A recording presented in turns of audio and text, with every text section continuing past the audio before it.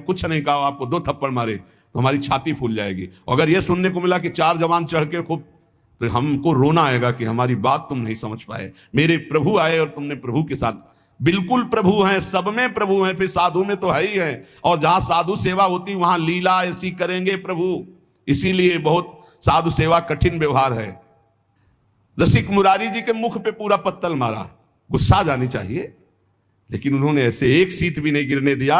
और इतना ही नहीं, रसिक मुरारी को कटुवचन गालियां भी देने लगा खड़े होकर के महात्मा। अपने सब जनों को रोका और कहा कि बड़ी कृपा हुई, आज हमें शीत प्रसाद मिला, आप तो बहुत करुणामय हैं। 2 पत्तल लगाओ। 2 पत्तल लगाए और अपने संत से कहा, तुम्हारे अंदर सेवा का भाव नहीं, आज से तुम्हारी परोसने की सेवा से तुम्हें बहिष्कार किया जाता है, निकाला जाता है। ऐसे संत के साथ बर्ताव करते हैं। अब संत सेवा में जिसकी प्रबल निष्ठा होती है वो कभी संतों में दोष दर्शन नहीं करता। और संतों में दोष दर्शन ना हो ये बड़ी कठिन बात है, क्योंकि उनके व्यवहार ऐसे होते हैं, व्यवहार होते हैं, बड़े बिलक बिलक संत होते हैं, बहुत बिलक बिलक संत होते हैं। बाग में समाज संत चले आप देखिबे को, देखत दुरायोजन हुक्का सोच पर्यो है। बड़ो अपराध मान साधु सन्मान, चाहे घूमि तन बैठी कही देखो कहूं धर्यो है। जाए के सुनाई दास काहू के तमाखू पास, सुन के हुलास बढ़ो आगे आनी कर्यो है। झूठे ही उसास भरी साचे प्रेम पाए लिए, किए मन भाए ऐसे शंका दुख हर्यो है। एक दिन रसिक मुरारी जी ने सुना कि सामने वाले बगीचे में संत समाज आई हुई है, मंडली। तो आप बड़े भाव से दर्शन करने के लिए चले। संतों के लिए बहुत सावधान होकर के जाइए, उनके प्रति दोष दर्शन न हो तो संत दर्श जिम पातक, दर्शन मात्र से पाप का नाश हो जाता है। अब उनमें एक संत हुक्का पी रहे थे, जे भी देखा रसिक मुरारी जी तो तत्काल हुक्के को रसिक मुरारी जी की बहुत पैनी दृष्टि से देखा। ऐसे समय में आ गए कि संत को संकोच हो गया। बहुत उदार हृदय के थे। आपको आते देख कर कि इतने महान संत आ रहे हैं, क्या सोचेंगे कि संत मंडली में संत जन हुक्का पीते हैं। परमानंद जी की पक्की, जहां दंभ और पाखंड की रेखा भी नहीं है, शरीर शुद्ध नहीं है, ऐसे महापुरुषों को इनकी बातों में, दृश्यों में नहीं जाया जाता। वो ऐसी लीला करते कि कोई नहीं मानने को तैयार कि इतने उच्च कोटि के संत हैं। यही बार बार लगता है, हे भगवान कैसी माया विचित्र है। देखो दर्शन करने आए तो बिल्कुल बालवत चेहरा, विशाल शरीर, बालक सा चेहरा, मंद मुस्कान से, बहू कढ़ी बना लेते हो? हाँ स्वामी जी, बहुत वर्ष हो गए कढ़ी नहीं पाया, मिलेगी थोड़ी कढ़ी? तो स्वामी जी घर से बना के ले आओ कढ़ी, ले आओ। और कढ़ी लेने चली गई। तो भैया तुम्हारे गाय है? बोले हाँ स्वामी, रबड़ी नहीं पाया बहुत दिन। स्वामी जी तो लाएंगे? लाएंगे नहीं, लाओ जाके। अब वहां जितने लोग दर्शन के लिए आए थे सबका दिमाग घूम जाता कि बाबा जी अभी रबड़ी और कढ़ी में फंसा है। और सच्ची मानो ब्रह्मानंद में डूबे हुए महापुरुष पर बाह्य लीला बिल्कुल नहीं समझी जा सकती। हम बिल्कुल ऐसे महापुरुष, सुनाया है चरित्र आपको। तो जहां रसिक मुरारी जी को देखा तो उन्होंने हुक्का छुपा लिया कि ये क्या कहेंगे इतने बड़े संत, ये भगवान की लीला है। ऐसा कुछ समझ लो कि जैसे अपने सुंदर बालक को मां श्रृंगारित करके एक टिकुली लगा देती है काजर की, ऐसे ही कुछ समझ लो कि कुछ लीलाएं ऐसी सिद्ध पुरुषों में होती है कि वो नजर ना लगे, बस वो ढिठौना। बिल्कुल संतों को समझ पाला। अब उनको जब रसिक मुरारी जी की दृष्टि पड़ी तो उनको संकोच हो गया कि अरे मैं गलत समय पे आ गया। संत भगवान को ऐसा, वो ऐसे करके वहीं बैठ गए, मानो भारी पीड़ा हो गई। क्या हो गया, क्या हो गया महाराज को, क्या हो गया? रसिक मुरारी जी ने कहा बहुत पेट में दर्द हो गया, महाराज तुरंत औषधि की व्यवस्था की जाए, कुछ ना कुछ। बोले नहीं, मेरी एक औषधि है, अगर पीने को मिल जाए तो ठीक हो जाएगा पेट।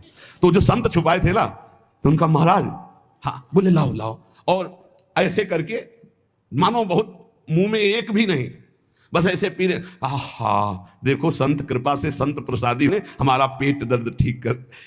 ये देखो कि कहीं संत को संकोच हो गया तो ये अपराध न बन जाएगा। नहीं नहीं, इतने निर्मल हृदय के कि तुरंत पेट पकड़ के बैठ के, दर्द हो रहा है, हुक्का दिया, पिया नहीं, वो पीने का ऐसे लीला की कि हाँ, नाटक किया कि हाँ, और बोले हाँ अब ठीक हो गया पेट। अब उन संत का संकोच चला गया कि ये भी तो पी रहे हैं, तो अब संकोच क्या करना। बहुत विचित्र, बहुत विचित्र साधु सेवा में। पर ये महापुरुषों में कुछ ऐसी लीलाएं होती, पर आजकल तो दंभ और पाखंड की बड़ी बड़ी लीलाएं होती हैं। अब अगर इस उदाहरण को लिया जाए तो महापुरुषों में हमने देखा है कई ऐसी लेकिन आज जो पाखंड हो रहा है वो बहुत बुरा पाखंड हो रहा है। जो सात्विक सच्चिदानंद भगवान में डूबे हुए महापुरुष हैं, तो जैसे भगवान शंकर ने जहल हलाहल अपने गले में, ऐसे सबकी सामर्थ्य के बाहर के, लेकिन वो धर्म विरुद्ध आचरण नहीं होते, धर्म विरुद्ध नहीं होते कि वो धर्म विरुद्ध आचरण कर रहे हैं। वो ऐसे जो महापाप है मदिरापान करना, वो ऐसे कर रहे हैं। तो कुछ ऐसे सिद्ध महापुरुष होते हैं जिनकी कुछ चालें समझ में नहीं आती, कुछ जो ऐसे अवधूत कोटि के होते हैं, कुछ ऐसे होते हैं जो सिद्ध पुरुष हैं लेकिन प्रवृत्ति वो ऐसी है जो समझ में नहीं आती, गाली देना और डंडा मारना, ईंट पत्थर मारना, कई तरह के लक्षण। लेकिन अपने को जो कार्य बनने वाला है वो आचार्य कोटि के महापुरुषों से, जिनका आचरण शास्त्र सम्मत है और जो शास्त्र के ज्ञानी हैं। हम ऐसे सिद्ध महापुरुषों से अपराध ज्यादा कर बैठते हैं, लाभ नहीं ले पाते, क्योंकि उनके ऐसे विचित्र कोटि के आचरण होते हैं कि संशय हो जाएगा कि ऐसा कैसे हो सकता है, ऐसा कैसे हो सकता है। और वो अंदर से सच्ची मानिए बिल्कुल निर्लेप है, कहीं कोई आसक्ति नहीं, कहीं कोई दोष नहीं, पर बाहरी कुछ ऐसी लीलाएं होती। तो रसिक मुरारी जी ने भी वो लीला करके उन संत का संकोच दूर किया। एक बात यहां स्मरण रखनी चाहिए कि रसिक मुरारी जैसे धर्म धुरंधर भगवत लीला में डूबे हुए संत से भी, इसीलिए कहा कि ये धूम्रपान शास्त्र निषिद्ध है। रसिक मुरारी जी ने बिल्कुल पान नहीं किया था, केवल उनकी लीला थी उनको दूर संकोच करने के लिए। इसलिए कोई साधक इसका अनुकरण न करे, साधक अनुकरण न करे। तो ये व्यसन भैया सिद्धों के पच सकते हैं, साधक इसमें न फंसे। साधक समस्त व्यसनों से मुक्त होकर ही भगवत आराधना में जाता है।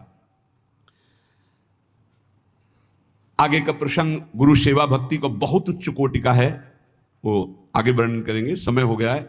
उपासक को चाहिए कि साधु सेवा में भाव तो रखे, अपनी बचत के लिए कह रहे हैं। कोई भूखा संत हो तो भोजन दे दीजिए, वो भी परिचय नहीं है तो गेट के बाहर दीजिए। बहुत परिचय घर में पुरुष सदस्य हैं तो बैठाल करके, यदि आपका श्रद्धा कर तो बैठाल करके। अगर कोई अर्थ मांगता है तो मत दीजिए। आपका परिचय है कि ये अर्थ हमारा जाकर के सार्थक होगा तो भले, नहीं तो अर्थ का दान बहुत होश से कीजिए, नहीं उससे पतन होने के बहुत चांस है। क्योंकि आजकल कोई संप्रदाय आचार्य से दीक्षित होकर भगवत प्राप्ति के लिए वेश धारण करना बहुत कम हो गया है। इससे आपकी ये जो साधु निष्ठा है उसमें अंतर आ सकता है।